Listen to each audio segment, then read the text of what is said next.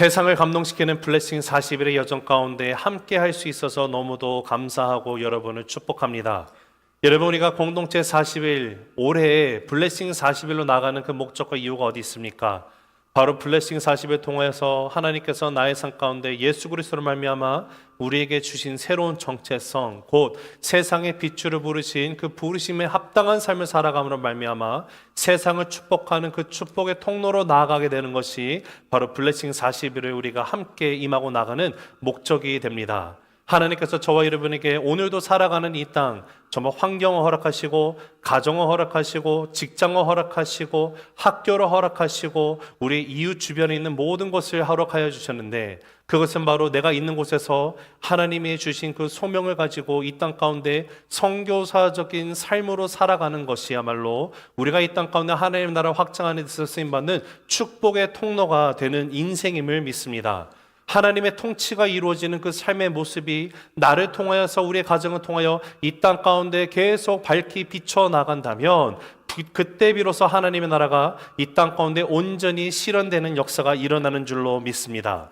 여러분, 그러한 삶을 살아가기 위해서더라도 이 땅을 우리가 정말 축복하는 인생으로 나아가기 위해서더라도 우리가 함께 지지난 시간부터 살펴보고 있는 것은 우리가 어떠한 영적인 습관을 길렀으면 좋았는지에 대해서 보면서 영어 단어인 bless를 통하여서 5가지 삶의 인생의 영적 습관을 우리가 기르는 연습을 시작했습니다. 첫 글자인 B는 무엇이었습니까? bless. 바로 축복하는 삶을 살아가는 것입니다. 지난주에 봤던 L은 무엇입니까? listen, 경청하는 삶에 대해서 우리가 보고 나아갔습니다. 그리고 오늘은 세 번째로 E를 볼 텐데요. E는 eat, 밥을 먹는 것입니다. 함께 밥상을 나누는 그런 삶으로 나아가는 습관이 길러졌으면 좋겠습니다. 여러분, 이런 것들을 우리가 정말 반복적으로 우리의 삶 가운데 계속해서 반복적으로 하고 나아가면 그때 비로소 우리의 삶 가운데 자연적으로 나오는 습관이 될 것이고, 그런 습관을 통해서 세상은 분명히 우리의 인생 가운데 세상과는 다른 차이점, 특이점을 보게 되며 이를 통해서 그들이 정말 궁금증을 자아나게 됨으로 말미암아 예수님을 전할 수 있는 그런 또 전도의 현장이 일어나게 될 줄로 믿습니다.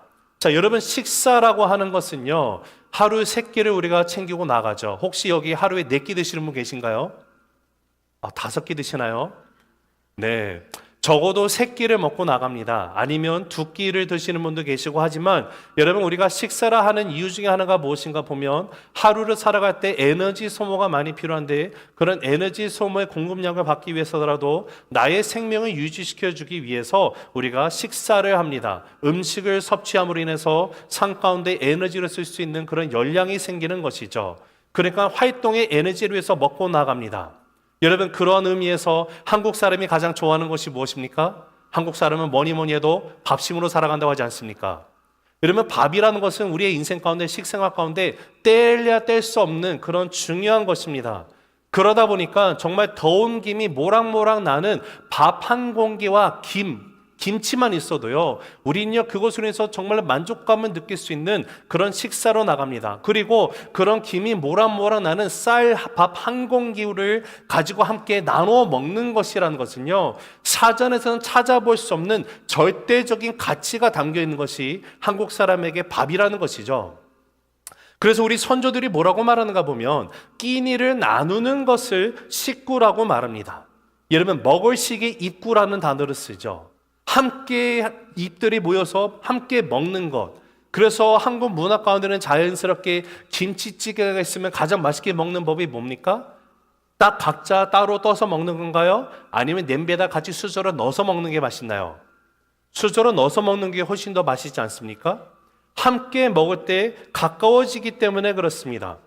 한국 사람에게 있어서 이 식사라는 것, 식구가 된다는 것은요, 단순히 나의 삶 가운데 필요한 영양분만 공급을 받는 자리가 아니라 그것을 더 뛰어넘어서 특별한 의미가 있음을 우리가 압니다. 특히 우리가 함께 공동체로서 식사를 한다는 것은 서로가 서로에게 함께 할 수 있는 분이 아니면 우리는 함께 겸상을 하지 않습니다. 일부 예배 때 제가 겸상을 겹상이라고 했다가 저희 아내가 여보, 겹상이 아니라 겸상이에요, 이렇게 얘기를 해줘서 제가 겸상이라고 얘기를 합니다. 네, 여러분, 한 가족이 된다는 사실은 함께 겸상을 하는 것이에요. 어떤 면에서 우리가 예배가 끝나고 난 후에 함께 식사를 나눈다라는 것은 혈연 관계보다 더 소중한 관계로 나가게 해주는 것이 바로 함께 식사의 교제를 나누는 겸상하는 자리에서 일어나는 것이면 알 수가 있습니다. 제가 궁금해서 한번 찾아봤습니다. 15년 전에 중앙일보에 나와 있는 기사를 발견하게 됐는데 그 중앙일보의 기사의 내용이 무엇이냐면 한국 교회 안에서 이 식사를 함께 하는 것, 겸상을 하는 것, 이것에 뗄래야 뗄 수 없는 관계, 애찬의 역사와 의미에 관한 기사를 한번 보게 되었습니다. 그 내용을 잠깐 소개하면 이렇습니다. 한국 교회는 매 주일이 되면 예배 후 각각 형편대로 한 그릇씩 점심을 대접한다. 꼭 줘야 하나라는 비판도 있지만 대다수는 성도 간의 교제를 위한 배려라는 데에 공감한다. 특히 한인교회의 밥 한 공기에는 우리가 미처 눈여겨보지 못했던 이민 역사와 신학적 의미가 숨쉬고 있다. 한국교회의 무서운 성장에는 밥심도 한몫했다. 교회가 주일 예배 때 함께 애찬을 나눴던 최초의 기록을 찾아보면 1897년 5월 11일 독자신문에 조선 서울 미미교회 현 정동제일교회에서 주일 전도를 하였는데 오후에는 애찬을 배설하여 형제 자매들이 서로 사랑하는 연애를 하고 라고 보도를 했다. 여러분, 그 당시에 남녀가 유별한 시대 아닙니까? 그런데 그런 시대적인 상황 가운데 비춰볼 때 교회에서 예배를 드리고 난 다음에 남녀가 유별한데 남녀가 함께 모여서 식사를 하고 나가는 이것은요, 그 당시에 관습마저도 뛰어넘는 파격적인 나눔이 교회에서 일어났던 것을 우리에게 알려주는 기사였습니다. 그리고 그 기사에서 미국의 이민자들이 와서 했던 일들을 또 얘기해 주는데, 이민자들이 와서 제일 먼저 했던 것은 교회들을 세우고 나갔던 것이라고 말합니다. 그러면서 이렇게 말하는데요, 미국으로 건너온 한인교회에서 밥이 차지하는 역사적 의미는 더욱 크다.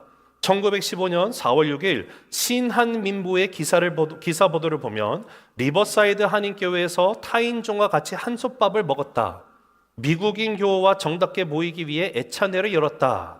1918년 6월 6일 신한민부의 기사를 보면 로스앤젤레스 교회에서 주일날 공원에서 복음의 겸 친목회를 열었는데 우리 국민의 특이한 음식인 김치라고 적고 있다. 100년 전 한인 이민자들이 미국에 와가지고 한인교회를 세우고 가는데, 여러분 100년 전에도 미국 공원에서 함께 모여서 공원 한복판에서 야외를 지으면서 뭐를 먹었다고요? 김치를 먹었대요. 여러분, 이처럼 한인교회가 미국이라는 땅에서 이민자들이 뿌리를 내리는 데 있어서 큰 역할을 하게 된 것 중에 하나가 무엇이냐면 함께 예배를 드리고 난 다음에 그 후에 애찬을 가졌다라는 것이 계속해서 보도가 되고 있음을 보게 됐습니다. 여러분, 교회에서 밥을 주는 근본적인 이유가 어디 있을까요? 예배 후에 식사하는 민족이 한국 사람 말고 또 있을까 생각이 들 정도로 한국 사람들은 예배 후에 밥 먹는 거에 정말로 진심입니다. 그런데 왜 그렇게 하는지 우리가 그 근본적인 이유를 생각해 본다면, 성경에서 찾아본다면 바로 사도행전 2장과 6장에서 우리가 살펴본 것처럼 서로 교제하고 떡을 떼며 기도하기를 힘쓰니라, 이 구절의 근거에서 우리는 함께 애찬을 나누고 나갑니다. 그리고 미주 장로회 신학대학원의 총장이신 이상명 총장님은 이렇게 교회 안에서 함께 예배 후에 식사를 하는 것을 가리켜서 뭐라고 설명을 하시냐면, 식사는 단순한 교제의 도구가 아니라 예배의 한 부분이라고 말씀을 하셨던 것을 기억을 합니다. 우리가 예배를 생각하면 예배 요소들이 있습니다. 그 예배 요소가 어떤 것이죠? 자, 우리가 오늘 예배만 봐도 앞부분에 찬양이 있었습니다. 기도가 있었습니다. 그리고 지금 말씀 선포가 있습니다. 우리는 예배를 생각하면 이 세 가지를 생각하고 나아가는데, 여러분, 기독교의 예배를 잘 보여주는 것이 바로 밥상에서 일어나는 교제인 것 아십니까? 왜냐하면 초대교회에서는요, 오늘날 우리가 드리는 이런 예배 형식 없었습니다. 그들은요, 공식 예배와 밥상 교제, 애찬을요 구분해서 말하지 않았어요. 예배 중에 애찬이 있고 애찬 중에 예배가 있었습니다. 여러분, 우리가 예배를 드릴 때 연중에 우리가 하는 어떤 그 몇몇 번 해가지고 함께 나가는 중요한 그 예배 예식 가운데 하나가 성찬이라는 것이 있죠. 물론 우리 새세맥교에서는 금요 홀리웨이브 예배 때마다 성찬식을 하고 나가는데요, 여러분, 이 성찬이라는 것은요, 애찬과 구분해서 우리가 생각을 하지만 이 첫 번째 성찬식을 거행하시면서 성도들에게 명하셨던 분이 바로 누구시죠? 바로 우리의 주인이신 예수님이십니다. 예수님의 첫 번째 성찬을 제자들과 나눌 때 어떤 세팅인지 생각해 보면, 자 얘들아 와서 함께 우리가 내가 성찬인 것을 가르쳐 줄게 라고 말씀하지 아니하시고, 최후의 만찬 식사의 자리입니다. 충분히 저녁 때 배불리 밥을 먹고 난 다음에 먹는 도중에 갑자기 떡을 떼시고 빵을 떼서 부러뜨리시면서 이것은 너희를 위해서 찢기는 나의 몸을 상징하는 것이야. 그리고 그곳에 있었던 잔을 들면서 이것은 너희로서 내가 십자가에서 흘린 내 보혈을 상징하는 것이야. 너희가 모일 때마다 나를 생각하며 기념하면서 이 떡과 잔을 받도록 하거라. 예수님은 식사 중에 성찬을 주셨다라는 것이에요. 여러분, 우리가 함께 밥상교제를 나누는 것을 우리가 더욱더 집중하고 나갔으면 좋겠는데요. 우리가 함께 그리스도 안에서 밥상 공동체로서 이루어간다는 것은요, 항상 나의 죄를 돌아가신 예수님을 기억하는 데서부터 시작을 합니다.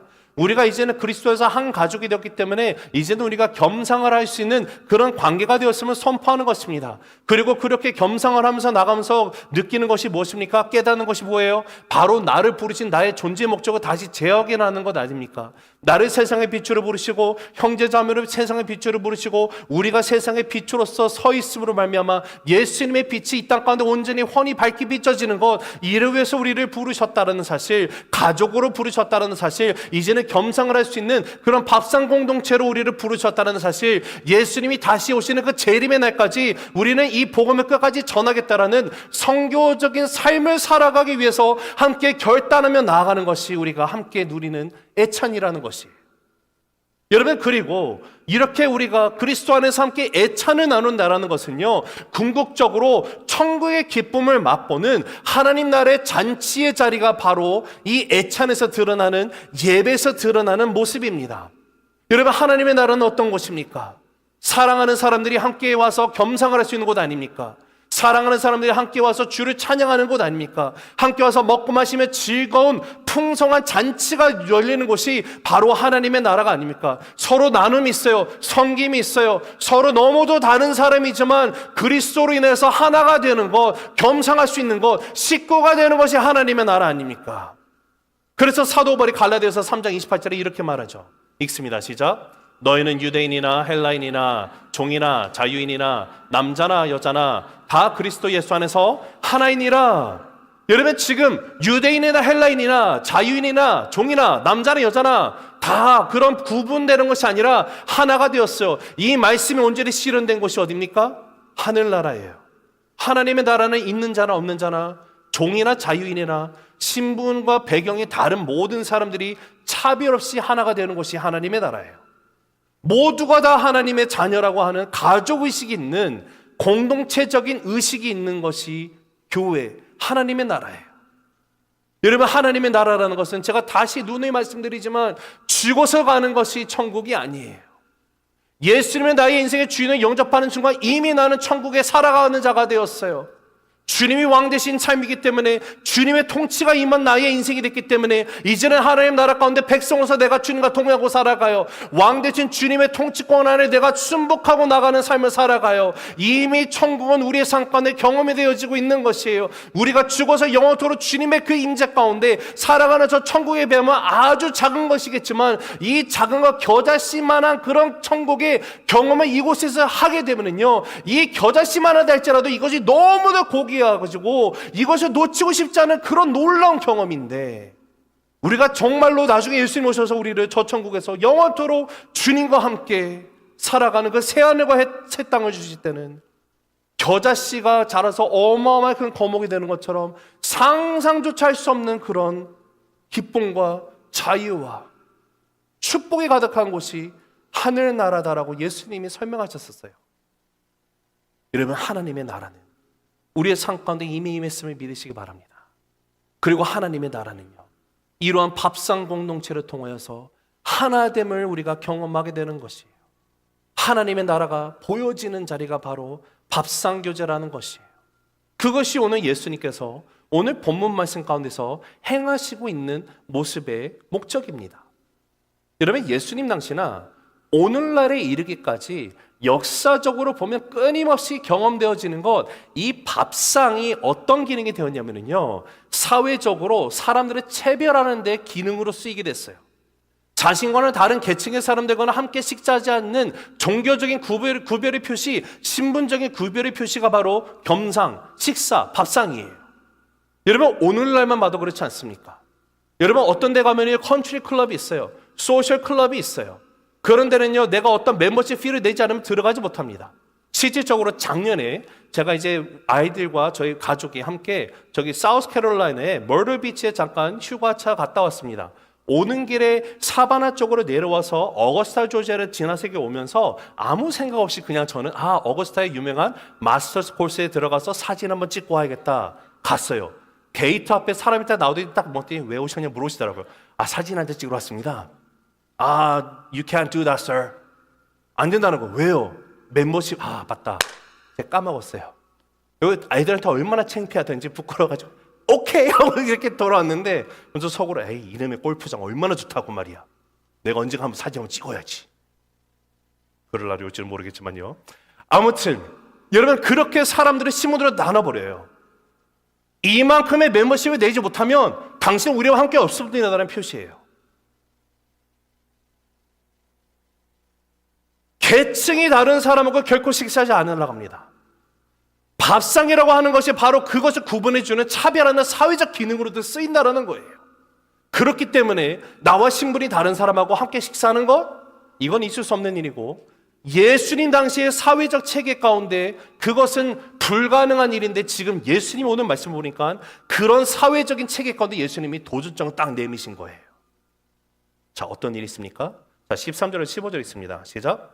예수께서 다시 바닷가에 나가심에 큰 무리가 나왔거늘 예수께서 그들을 가르치시니라. 또 지나가시다가 알페오의 아들 레위가 세관에 앉아 있는 것을 보시고 그에게 이르시되 나를 따르라 하시니 일어나 따르니라. 그의 집에 앉아 잡수실 때에 많은 세리와 죄인들이 예수와 그의 제자들과 함께 앉았으니 이는 그러한 사람들이 많이 있어 예수를 따름이러라.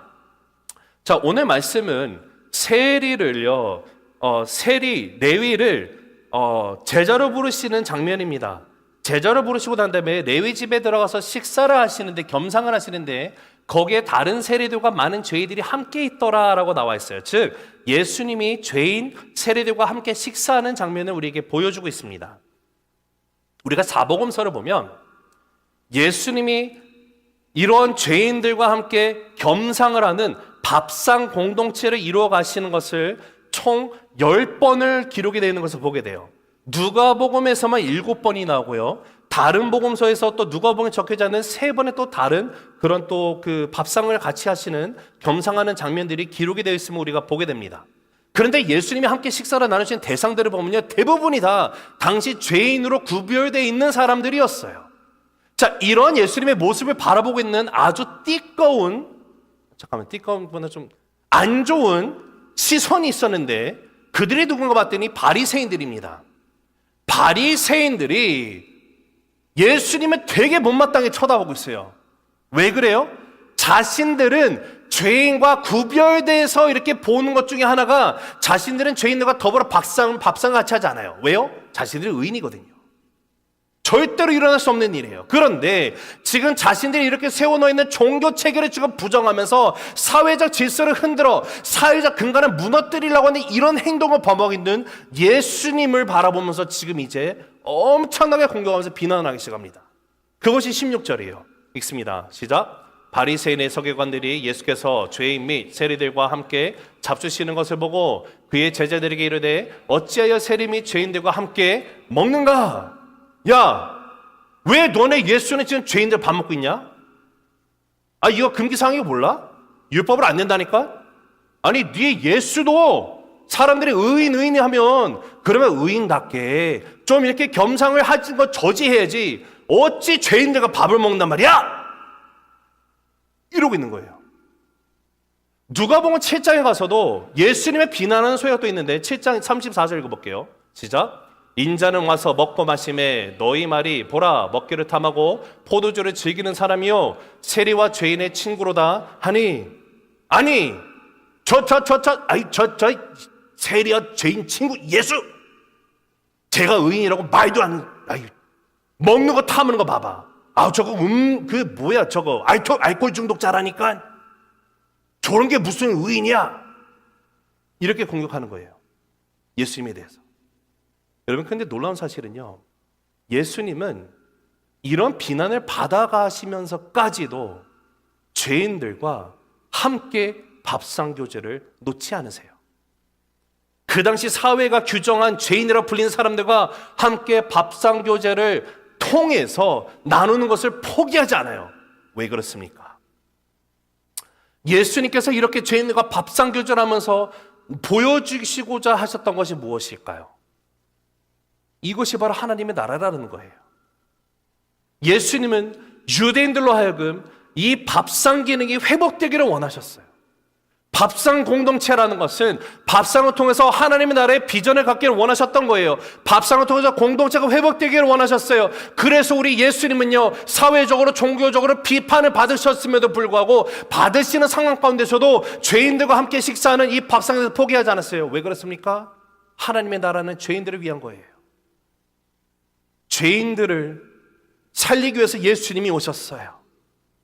사랑하는 성도 여러분, 오늘 우리가 이 말씀을 통해서 우리 자신을 한번 되돌아봐야 될 줄로 믿습니다. 우리는 어떻습니까? 나랑은 격이 다른 사람은 나는 겸상 안 할 거야. 나랑 다른 사람, 내가 왜 못 먹어? 여러분, 혹시 나와 다른 사람과 함께하는 것을 좋아하십니까? 싫어하십니까? 좋아하지는 않는다 하더라도 그런 사람과 함께하는 거 괜찮아 하십니까? 여러분, 우리와 다른 사람에 대해서 우리는 어떻게 반응하는지 한번 생각해 봐야 돼요. 나와 다른 사람이 만약에 새세명교회에 오기 시작을 하면 여러분, 그런 사람들을 봤을 때 여러분 싫어하십니까? 좋아하십니까? 어떤 다른 사람 말하는 겁니까? 예를 들어서 세상 가운데 거린이라 불리는 사람들, 만약에 거지들이 이곳에 막 오기 시작을 했어요. 그러면 여러분은 좋으십니까? 싫으십니까? 교회 안에 죄인들이 들어오기 시작해요. 여러분, 죄인이 들어오면 안 됩니까? 알코올 중독자가 오면 안 되는 것입니까? 알코올 중독자는 알코올 문제를 해결해야지만 교회 올 수 있는 것입니까? 조금 더 제가 한 단계 더 나가볼까요? 여러분, 교회에 만약에 동성애자들이 들어오면 그들은 오면 안 됩니까? 교회를 들여오려면 내 자신에 있는 모든 죄를 내가 청산해야지만 들어올 수 있는 겁니까? 만약에 여러분이 생각하는 교회가 그런 교회라고 한다면요, 여러분 죄송하지만 여러분은 바리새인과 다를 게가 무엇입니까? 나와 다른 사람들이 들어오면 불편해요. 힘들어요. 저도요, 솔직히요, 저랑 다른 사람이 오면 힘듭니다. 그런 제 자신이 너무 싫지만 힘들어요. 불편해요. 그런데 여러분, 그게 아니잖아요. 교회는 그런 곳이 아니잖아요. 교회는 죄인이 들어오는 곳입니다.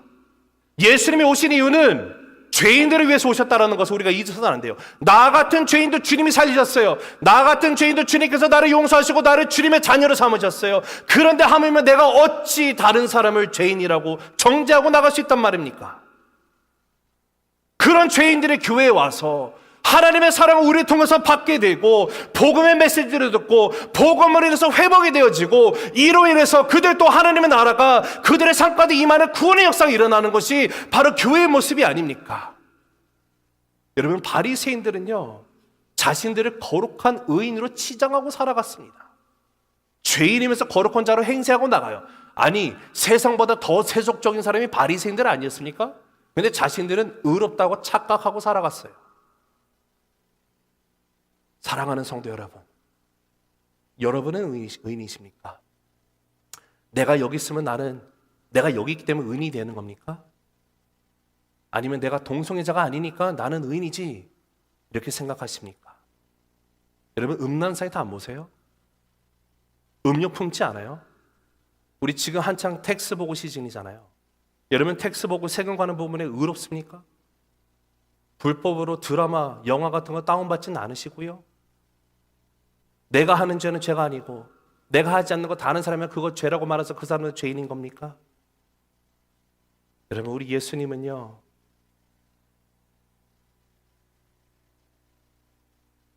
그 당시에 죄인이라고 정죄받고 손가락질 당하는 사람들,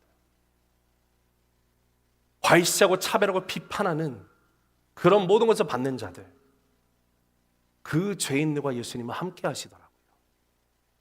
함께 식사를 하십니다. 그러면서 하나님의 나라가 어떤 곳인지를 그 밥상을 통해서 보여주신 예수님이세요.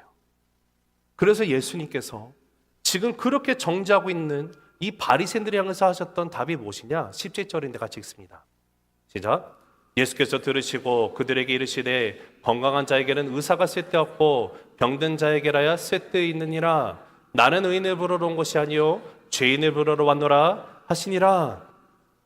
예수님이 말씀하세요. 나는 죄인을 부르러 왔다는 겁니다.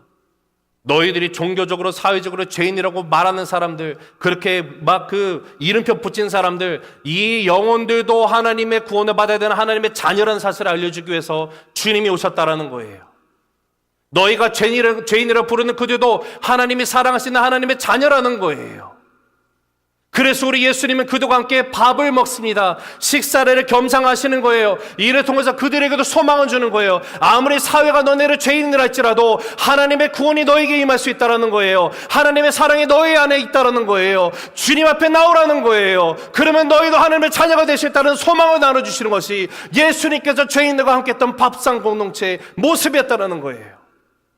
그러면서 예수님이 오늘 뭐라고 말씀하십니까? 건강한 자에게는 의인이 필요 없다고 말씀하세요. 여러분, 건강한 자가 누구예요? 여기서 지금 말씀하시는 포인트가 지금 바리새인들에게 건강한 자들의 의사가 필요 없다, 나는 의인이 아니라 죄인을 부르러 왔다고 말하면 지금 여기서 말하는 죄인이라는 것은 그 당시에 사회적으로 손가락질 당하는 이 사람들만 죄인이고 바리새인들은 의인이란 말입니까? 아니요. 바리새인과 같은 죄인이 또 어디 있습니까? 예수님의 포인트는 이거예요. 의인은 아무도 없다라는 거예요. 그렇기 때문에 주님이 오신 목적은 너네가 손가락질하는 죄인뿐만 아니라 이렇게 손가락질하는 너희를 위해서도 내가 왔다라는 거예요. 너희도 죄인이라는 거예요. 예수님이 여기서 절대로 정죄하지 않으셨어요. 너희 그대로 너네 나중에 심판받을 거야 이렇게 말하지 않으시더라고요. 주님이 말씀하시는 것은 너희도 구원을 받아야 한다는 거예요. 이 잘못을 돌이켜 너희도 회복이 필요하다는 거예요. 여러분, 우리 예수님은요, 바리새인들 또한 하나님의 나라 경험하게 되기를 원하시는 분이셨어요. 그래서 스스로 인정하고 회복되어져서 그로 인하여서 하나님의 나라가 임한 공동체가 이스라엘 백성들 가운데 일어나게 원하시는 주님의 마음이에요. 사랑하는 우리 새신명 가족 여러분, 우리가 함께 식사를 나눈다는 것, 애찬을 한다는 것은요, 소망을 주는 자리입니다. 예수님은 그렇게 식사를 하시면서 죄인들에게 죄의 용서가 있을 수 있고 하나님의 나라가 그들의 것이 될 수 있다는 사실, 그 메시지를 전하고 나가신 분이 나의 주님이세요. 그렇기 때문에 사랑하는 성도요, 우리 함께 모여서 애찬을 나누고 나갈 때 이 사실을 날마다 기억하게 되기를 간절히 소망합니다. 죄인인 나를 구원하신 하나님의 은혜를 생각하는 자리가 바로 우리의 식탁의 교제가 되기를 원합니다. 여러분, 밥상은 하나님의 나라가 이루어지는 곳이에요. 밥상은 차별과 불투명이 사라지는 곳입니다. 밥상은 하나님의 구원의 역사가 일어나는 곳이에요. 밥상은 성교의 사명이 이루어지는 곳이에요. 밥상은요, 하나님의 나라를 보여주는 하나님의 비전을 찾을 수 있는 곳이 밥상이에요. 하나님의 나라가 이 땅에 임한 예수 공동체로서 실현하는 자리가 바로 밥상의 자리라는 것이에요. 그렇기 때문에 사랑하는 성도 여러분, 우리의 밥상에 하나님의 비전이 담겨 있기를 원합니다. 우리의 밥상을 통해서 하나님의 나라가 이 땅 가운데 드러나게 되기를 간절히 소망합니다. 그 하나님의 나라는 어떤 차별도 없어요. 높고 낮음이 없어요. 종이나 자유인도 없어요. 남녀도 없어요. 예수 그리스도 안에서 오직 하나가 된 것이에요. 하나님의 나라는 서로 인정하는 곳입니다. 서로를 품어줍니다. 서로를 감싸줍니다. 서로 사랑하는 우리 한 가족이 되는 것이에요. 하나님의 나라가 임한 사랑의 공동체로서 우리가 함께 겸상을 할 수 있게 되기를 간절히 소망합니다. 여러분, 그곳에는 내가 누구인지의 정체성이 정확하게 드러나게 되어 있어요. 하나님의 은혜 속에서 여러분 서로를 인정하고 감싸주고 환영해주고 서로를 축복하고, 그런 가운데 여러분 함께 우리가 밥상 공동체를 만들어갈 때 하나님의 나라가 온전히 경험되어지는 역사로 가득 차게 되기를 간절히 소망합니다. 사랑하는 성도 여러분, 말씀을 맺습니다. 여러분은 오늘 누구와 함께 겸상을 하시겠습니까? 여러분, 이번 한 주 동안에 여러분은 누구와 함께 밥상 교제를 가지시려 하십니까? 간절히 기도하기로는 나와 다른 사람과 우리가 겸상할 수 있게 되기를 소망합니다. 겸상했을 때 불편한 사람과 밥을 한번 먹을 수 있게 되기를 소망합니다. 여러분, 그렇게 되면은요, 그 자체 하나만으로도 하나님의 나라가 이 땅 가운데 경험되어지기 시작할 것이에요. 세상을 변화시킬 수 있는 힘이 일어나기 시작할 것입니다. 그러기 때문에 여러분, 더불어 식사하는 이 습관이 우리의 인생 가운데 날마다 드러나게 되기를 소망합니다. 특히 예수님을 알지 못하는 영혼들, 내가 함께 식사를 나누며 그들의 스토리에 내가 경청을 하며 하나님의 그 축복으로 그들을 축복하고 나아가는 삶, 이 모든 것을 통하여서 하나님의 나라가 임하는 예수 공동체, 어떠한 차별도 없고 불평등이란 것도 존재하지 않으며 계층의 신분 차이가 있지 않는, 우리 모두가 다 주 안에서 구원받아야 되는 하나님의 자녀라는 이 사실만이 드러나게 되는 그러한 밥상의 교제가 일어나기를 간절히 주의 이름으로 축복합니다. 이번 한 주의 삶 가운데서도 우리 선교사로 살아갑시다. 주님이 허락하신 나의 삶 가운데 우리 선교사적인 사명으로 나아갑시다. 주 앞에 간절히 기도하고 나갈 때 성령 하나님의 능력 가운데 붙들림 받아 있을 때 나의 모든 것, 행하는 것, 말하는 것, 함께 겸상하는 것, 이 모든 것을 통하여 놀라운 열매들이 맺혀지는 인생 되시기를 예수 그리스도의 높으신 이름으로 간절히 축복합니다.